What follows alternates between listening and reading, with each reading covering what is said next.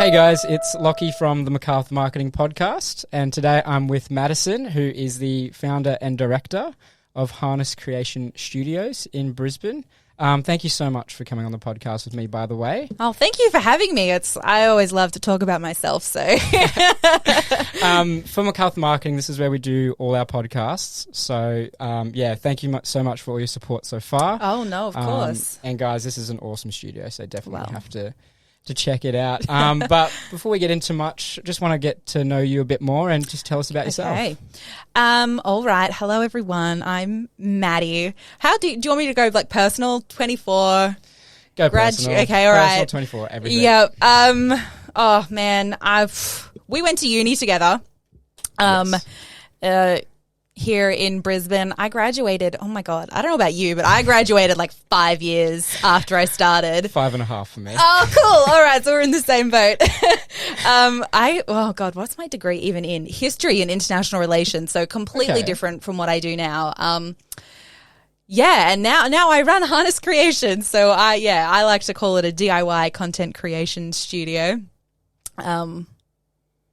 Yeah. That's me. That covers me right now. That's awesome. So did you grow up in Brizzy or? No, I didn't. I was born here in Brisbane, but then I did my primary school years out in the middle of nowhere. Out actually on the other side of Lismore, which I'm sure we all know the name of at the moment. In a place called Kyogle. I went to primary school there, and then I did high school in Ballina, so. Oh, wow, okay. Yeah. So you've been around a bit, travelled a bit. Been around a bit, yep. And then moved up to Brisbane for uni and haven't left. Yeah, nice. Yeah. So with your degree, have you ever done anything with that? Or is it just something you did at the time, like coming to Brizzy? No, I haven't. No, I haven't. I had big dreams when I first started of being an archaeologist, but then realised that was way too science-based for me, so ditched that. Picked up international relations, which I did kind of think I was going to do something with. I did have, again, big dreams of maybe joining the UN or something like that. But by the time I got to the end of my degree, I was like, I'm exhausted. This was a lot. I don't think I enjoyed it enough to work myself to the bone for it. Yeah. When you're on those last legs in those last semester or two and it gets... Oh my God, it really, really did. And I took a gap year like right in the middle. So I did 2 full years, took a whole year off, and then did 2.5 more years, 1.5 more years, part-time studying after that, which was great. Part-time studying is my recommendation for everybody. Yeah. Once you start part-time, you really struggle to go back. Truly. I don't know how I ever did 4 subjects a semester. Like the stress of that.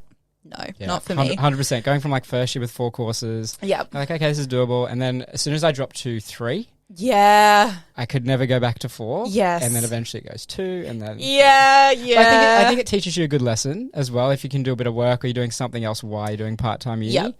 I think it's actually a pretty good combination if it suits you. So it's really true. I didn't work at all, pretty much at all for the first 2 years. And then, I was going part-time.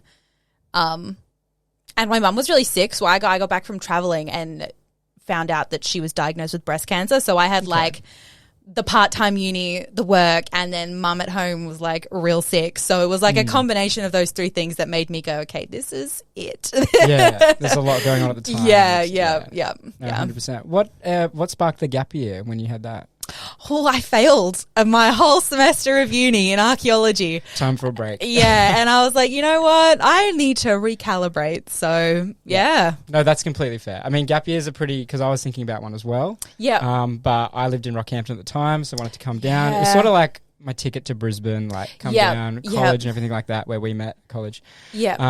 But yeah, other than that, like once you go through it, if it doesn't go too well for you, then like, a gap year is a recommendation, to be honest, I reckon. Oh, I totally agree. I used to think it was silly to take a gap year right out of school before going into uni, but now I'm like, I would recommend it to every single person. If you're going to uni, do a gap year. Like, you just need that time. You need that time. 100%. Yeah. And they give you that leeway too, where you can be like, okay, I'm packing up for the SEM. Yeah. That's it. Like, I think... I don't know. You can't quote me on it, but I think you get like a couple of years before you can actually come back if you wanted to. Yeah. Well, I think it's 12 months. And then you can literally just re-enroll. So I didn't even have to contact the uni. I was like, I'm just picking my courses for this semester. And then after the 12 months, you do have to contact them and be like, hey, can I join back into the course? But my understanding is that you're never actually kicked out of the course. Yeah. Like if you've been enrolled and then you stop doing it, you basically will have like, I can't remember if it's lifetime or if it's like several years, but it's a solid amount, like at least 5 or 6 years before they're like, you can't come back. Can't come back. You got to start again. 100%. Yeah. So you're now the founder and director of Harness Creation Studios. Yes. What sort of sparked the idea? When did this come about? And how long has the process been for you to get where you are right now? Yeah. Okay. So it actually started Nick and I recording a podcast. Nick is a mutual friend of ours who we also met in college. Great guy. Yeah, he's so cute. We have a podcast about pop culture. And when we first started, we hired a studio similar to this over in West End. And then it closed down and Nick and I were like, that's sad. It was such a good idea. Devastated, yeah. Yeah. And then probably about 6 months went by when Nick and I were like, okay, I guess we're just recording in his bedroom, you know. And then that was around the time when I finished uni and I was like, well, what am I going to do now? And then I was like, well, maybe I could open a podcast studio. And it all just kind of morphed from there, to include the filming space, the photography space.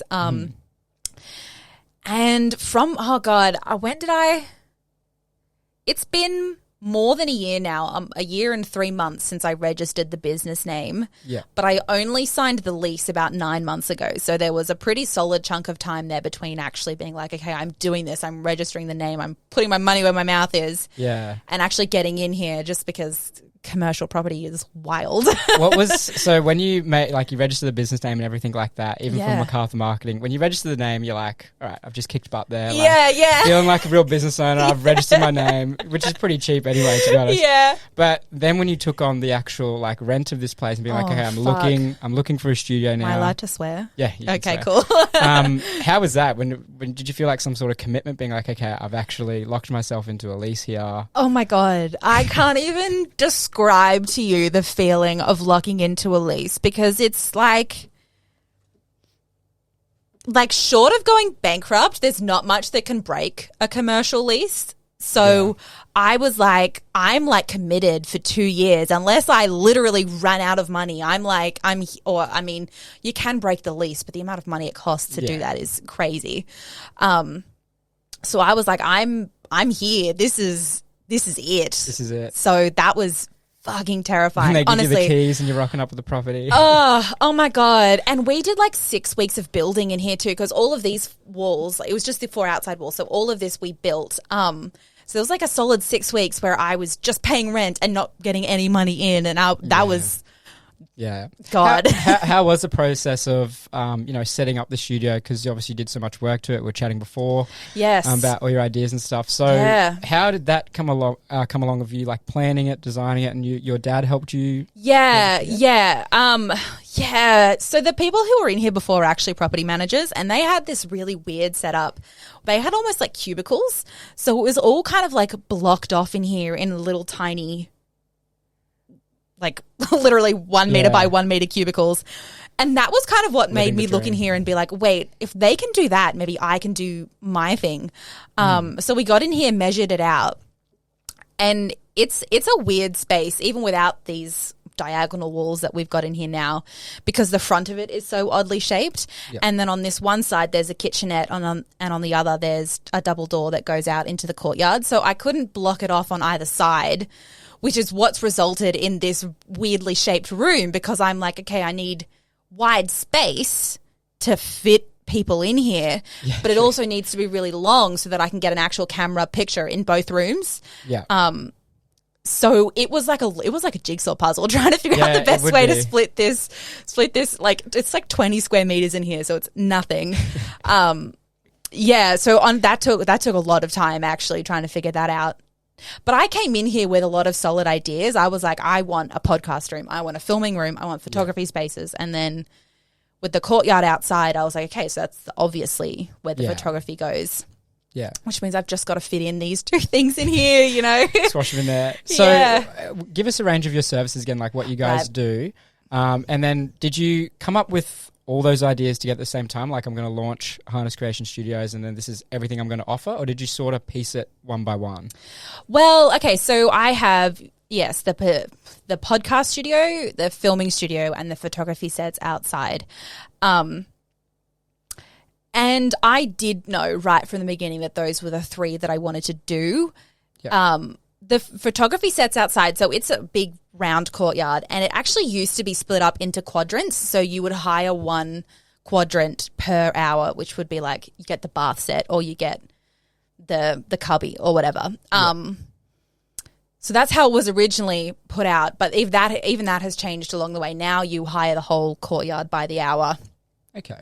So it's kind of like I had an idea and the basis is still here. Well, I mean, more the whole structure is really still here in terms of what I offer, but it's definitely like grown from that. As I was saying before, I'm just starting to dip my feet into actual social media marketing. Yeah.